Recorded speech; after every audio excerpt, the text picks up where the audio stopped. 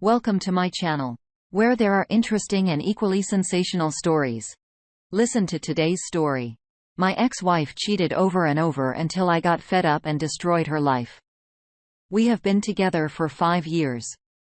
We got married last year, January, and we bought our first house together a few months into our marriage. My cheating ex-wife and I met at one of the rare parties I attended with my guy friends.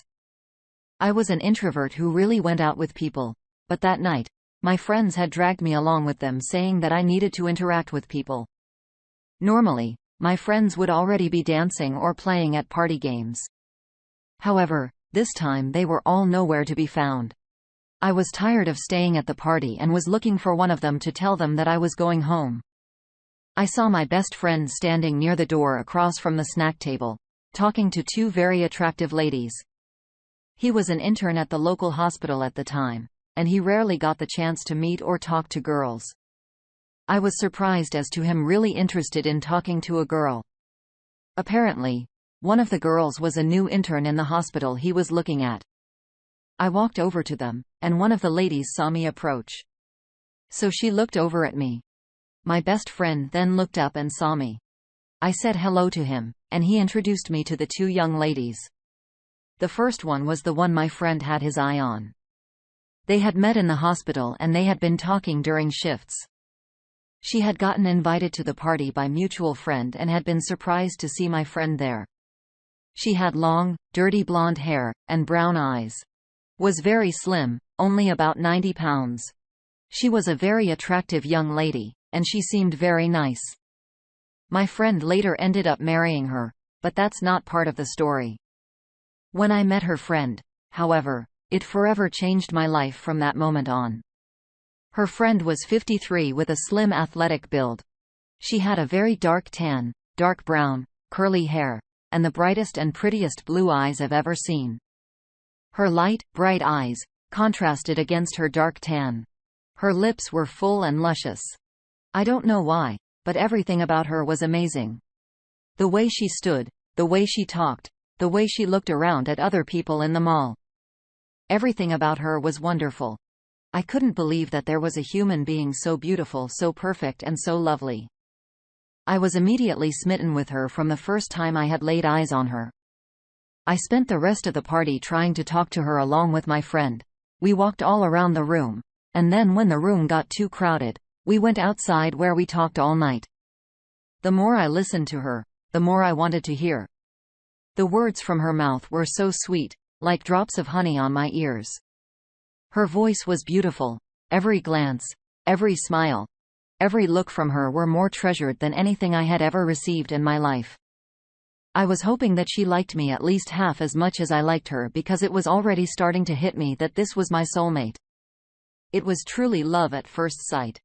I didn't get her number that night, but we soon met at another party with some of my other friends. However, at this party, she was giving me attitude. I was confused because we seemed to have had a great time the last time we had met.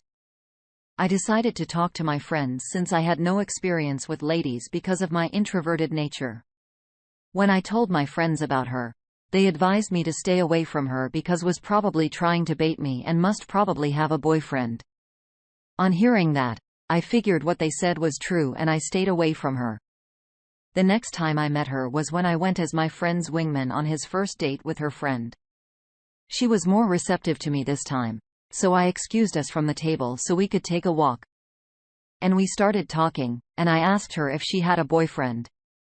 She had told me that things weren't really going well with them.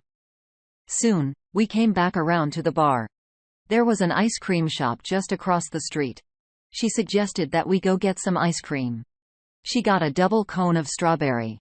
As she started to eat it, she offered me some. I knew then that she must like me because no girl is going to let a guy eat from her ice cream cone if she isn't really into him. This made me feel a lot more comfortable and happy. We walked around and talked for another hour or so until my friend texted me to come back. We returned to the bar and the lady said they wanted to go home.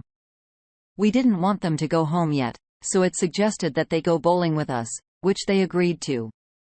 When we got to the bowling alley, she admitted to me that she didn't know how to bowl. I promised that I was going to teach her how to bowl. Her friend suggested that we get Elaine together to bowl. We got shoes in Elaine, and then we paired up to bowl. She was a natural at bowling, and we were able to beat my friend that night. That was the first of many dates we had before we decided to make things official. We've had the usual relationship ups and downs over the years. Things started getting worse once her career and commute started to take its toll. We have very few common interests or hobbies, but similar goals for family and future. We are both doing fairly well in our careers, so the job stuff below has more to do with identity and achievement than financial needs. We've always had an open and honest device policy. Trust meant that I never had to go through her phone. She's cheated twice before in prior relationships. The guy forgave her twice, but then cheated on her and confessed that he never truly got over, so she left. She believes her past has shaped her outlook on life. She is very critical and has confidence issues. She launched her first career a few years ago. It was what she went to college for, but the commute to the only job she could find is about 2 to 3 hours each way daily. Before we bought her home, we lived together at places with similar distance. But she always insisted that she could handle the commute. This was her compromise because she said she could handle it, and where we decided to live was always part of the long-term plan to starting a family together. I mentioned the job because in the past, we would have occasional fights about how it was consuming all of her time and energy, and I started to get frustrated with her not having any more left for us on the nights weekends. It got to the point where I would stonewall her if she mentioned work. I meant well, but in hindsight, she told me that it came across like I wasn't supportive or cared about her career. She insisted that I wanted her to just stay home and be a housewife, but I truly never wanted that ankle. I only asked that she try harder and do more because I believed in her ability to succeed and find a proper work-life balance. There's more to this. Like my attempts at finding common hobbies or interests to keep us engaged, but may not be relevant to the recent events that have unfolded. Things escalated a few months ago when we toyed with the idea of her renting out a place closer to work in attempts to alleviate the drain of the commute. I thought this would be a good thing for her as it would give her extra sleep time, take-home work, and free up weekends to focus on us. I insist that this was in her best interest because I truly wanted her to be able to focus on her work without the stress of our relationship. To be fair, however, I was probably also fed up with the constant arguments and was looking for a solution. In the end, she did find a place late October, early November, but things drifted for the worse instead. I kept bringing up how incompatible we were, and on several occasions, our arguments would escalate to talk of divorce. She accused me of kicking her out of the house. She repeated that when I highlighted our incompatibilities, it was just a reinforcement of how she wasn't good enough for me.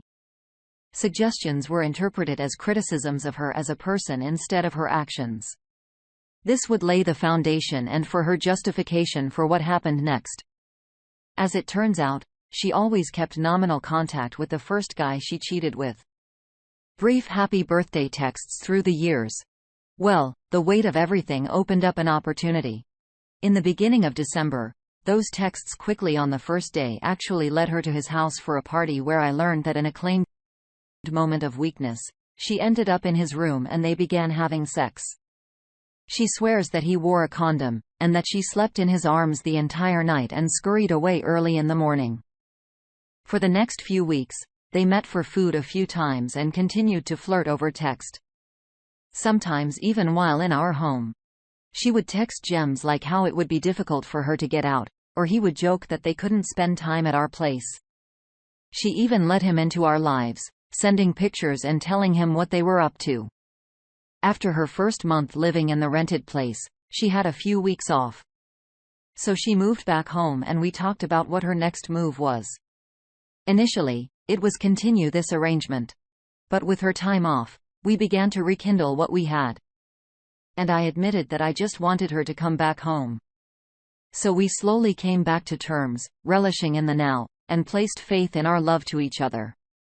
On a lazy weekend morning early January, we were laying in bed trying to decide what to do for the day. I reached for her phone because it was closer, and for some intuitive reason, I decided to check her messages. This is where you cue the heart-dropping and generic accusations and acquisitions. Immediately, she demanded her phone back and defended its contents. She swore nothing happened and that it was just harmless texting, but I kept at it, and she finally admitted that she texted him happy birthday. They went to dinner and he kissed her. She said she turned away, told him she had someone and left. If you're keeping track, that's line number 1. She told me that he said he never stopped loving her. That when she and I were at our darkest and lowest times, she justified her actions and his attention because she just needed to feel special again. So though we were on the cusp of divorce, she just needed to feel like somebody. Guys, we all know this is the easiest move in the book. I just trusted her and thought she was stronger than that. Well, that was enough for me. Despite all of my attempts to stay rational and level-headed, this was too much for me. I told her she had to go. She pleaded and cried, but I insisted. This doesn't happen to me. I asked to read through the text in its entirety, but she reacted by deleting everything. I was livid. Frankly, maybe this was the way it was supposed to go. In frenzy, I helped her pack and told her that this would be for the better.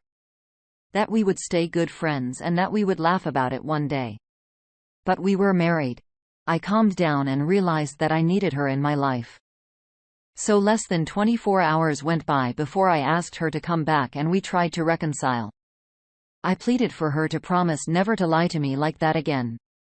She confessed that she screwed up and that she was sorry.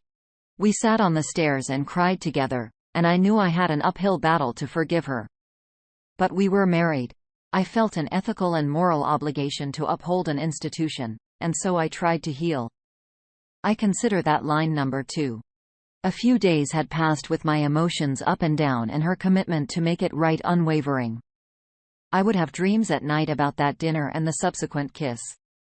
It was difficult. She said she understood, and he was always by my side. She said he didn't know about us until after the kiss. That she kept her distance after that, but it was unwavering. One night, while she was fast asleep next to me, I decided I had to dig. I managed to recover the deleted messages from her phone. The contents of the phone drained me. The flirting, the secrecy, the morning after recap. Everything was right there for me to see.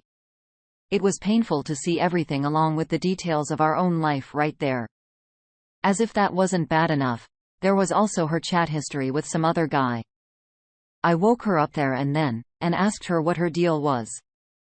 Even then, she still kept trying to lie to my face. It took almost all night before she relented and decided to answer my questions, but even still, it was the same excuses that she gave. He made her feel special and she knew she screwed up. She was sorry, and then it would never happen again. I loved her so much that I was considering letting her stay. I told her that she had to see a therapist if she wanted our relationship to continue. She accepted and said that she would stay and behave herself this time. She started seeing a therapist and quit her job again. She said she wanted to start a business instead. She spent months of doing research and gathering market samples. I thought she was being busy, so she wouldn't have to chat anymore. But I was wrong. She made friends with some of the people she was working with, so they occasionally hung out sometimes after the day had ended. This was fine with me. I wanted her to have a social life in a new city. Besides, they were all women, so I trusted her. And we were both clear about wanting a monogamous relationship with one another, so there was no space for cheating again. One day, it didn't come home. I texted her out of concern, just making sure she was all right, and didn't hear back until the next day when she got home at the same time as me wearing another man's shirt. I asked her about it. She said one of her new friends had gotten too drunk and taken off his shirt and ran off. So they spent all night looking for him. I, being the devil's advocate, believed her. She started coming home drunk more often, which I didn't approve of. I gave her an ultimatum, letting her know that as much as I supported her taking her own journey and learning her own lessons, that I couldn't condone the actions that were happening. That things needed to change if we were going to continue being in each other's lives. On Thursday, I was on my way home from work. I had decided not to go to the gym because work was extremely exhausting. I walked into the house to find her in bed with another man. I closed the door almost as fast as I had opened it, to try and process what I had seen. I waited for about 15 seconds to gather my thoughts and then opened the door again. This mystery man walked up to me in his boxer shorts, extended his hand trying to apologize, saying that he had no idea I existed. I accepted the apology and asked him to leave, pretty calmly considering the shock I was in. Moved out of the house 3 days later. Needless to say, as much as I would have loved to throttle the other guy, it was not his fault. It was her choice to knowingly betray me and to lie about it. Now I was completely mad. I had given her the chance over and over to stay faithful, and she betrayed me again and again. There was no way I was letting it go because she had more or less emasculated me. I didn't go home for weeks because there was no way I'd go back while she was still there. She kept trying to call and text, but I ignored her. The first thing I did was cancel all the cards I was finding in her name. There was no way I'd let her continue to leech off of me. Then I got an attorney with all the proof I had gotten. She begged and pleaded when she was served papers, but there was no way I was listening again. I kept thinking about how I should have left her a long time ago, but I didn't. It wasn't enough that I cut her off for me. I needed to do more. Something that would make her hurt for the times she had hurt me. Since her business plan was in its final stage, she needed money to implement her idea. Money I had promised to cover half of the loan. She was supposed to find the other half, but she blew the interview with the bank manager and was trying to reschedule. Because she had to cover the cost of divorce. Since she was a guilty party and she had no job, the bank didn't give her the loan. Now she was home, wasn't broke, and I wasn't done. The next thing I did was find a couple of my buddies who I knew could drop the cash I needed to start it, then implemented her business idea and started it off. The thing is, it's a first-of-its-kind business. So even if she launched it after I did, I still had an advantage over her in the market. The business was a hit with everyone, and I have been having a great time reaping the benefits. As she could steal my heart, stomp on it over and over again, then I was entitled to stealing her business idea. She got another job after that. So when I extended offices, made sure to pick a location where she would have to pass through every day to get to work. Update. She reached out to me through my lawyer last month to tell me that she was pregnant and had given birth. It's been almost 6 months since the last time I caught her cheating, and I didn't want to believe her at first. She was pregnant while we got divorced, but she was just mentioning it now. I was suspicious and thought she wanted to trap me with a child, so I told her that the only way I would believe her was if we took a DNA test at a clinic of my choice. She agreed because she had no choice. Well, it turns out that the baby is indeed mine. I told her that she could keep the baby until the baby is weaned, then I get to keep full custody. Even now, I make sure to buy everything my baby needs so that she doesn't touch a penny of my money. So now I have to see her for the sake of my precious little girl, but I made sure that she doesn't have the access to me that she once did.